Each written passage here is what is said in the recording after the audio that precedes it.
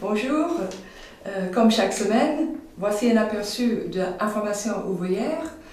Cette semaine, c'est le numéro du 13 juin.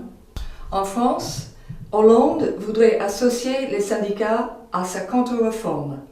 Les plans de licenciement tombent, Virgin, Michelin, etc. En Turquie, la déclaration de l'IKP, c'est le parti de la fraternité ouvrière. Le vent tourne, il est du côté du peuple, de la jeunesse et des travailleurs. En Algérie, on annonce le meeting internationaliste à Alger contre les menaces d'intervention militaire. Tout le page 2 est consacré à la méthode choisie par le gouvernement pour faire passer sa contre-réforme de retraite.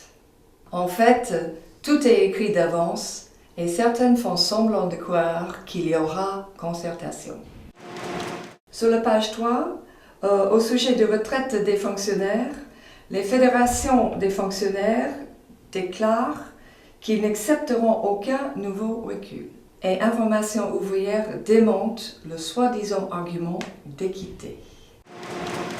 Tout le monde sera touché. La page 4 détaille, point par point, les pistes choisies par Hollande.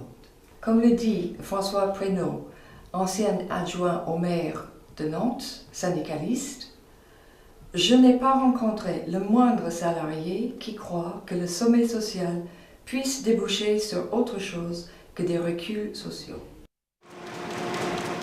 Page 5, un reportage sur la grève à la fonderie Sambre et Meuse a fini.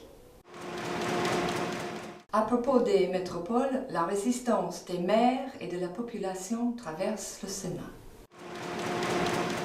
Pages 8 et 9, la vie du parti. La table ronde organisée par la rédaction Information ouvrière avec quelques délégués et invités jeunes. L'un des jeunes a dit, notamment, « Quand un jeune s'engage dans un mouvement, il faut lui faire confiance. » La page 10 est consacrée au meeting internationaliste convoqué le 28 juin 2013 à Alger, à l'appel de l'UGTA et le Parti des travailleurs contre la menace d'intervention américaine.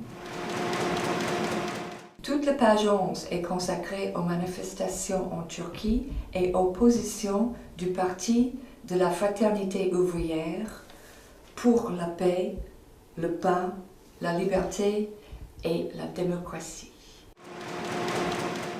Page 13. Après 40 jours de grève, victoire des dockers de Hong Kong.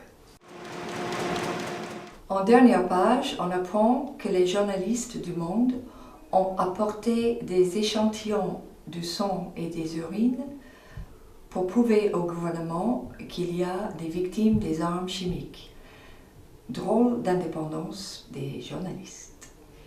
Ce n'est pas tout ça, mais rien ne vaut la lecture d'Information ouvrière.